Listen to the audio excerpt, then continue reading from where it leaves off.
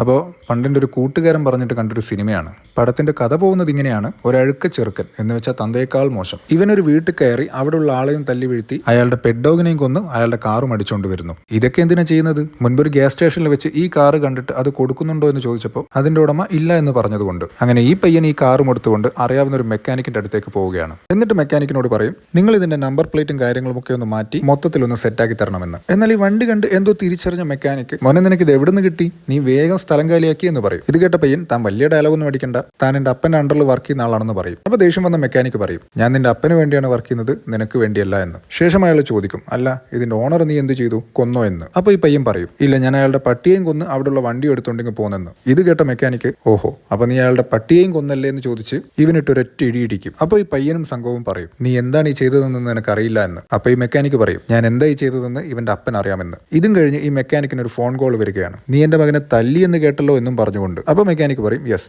തല്ലി എന്ന്. അപ്പൊ മറുതലയ്ക്കലുള്ള ആൾ ചോദിക്കും, മേ ഐ നോ വൈ? അപ്പൊ മെക്കാനിക്ക് പറയും, നിങ്ങളുടെ മകൻ ജോൺ വിക്ക് എന്നയാളുടെ പട്ടിയെയും തല്ലിക്കൊന്ന് അയാളുടെ കാറും അടിച്ചുകൊണ്ട് വന്നിട്ടുണ്ടെന്ന്. ഇത് കേട്ട് ഇയാൾ ഒന്നും പറയാതെ ഫോൺ കട്ട് ചെയ്യും.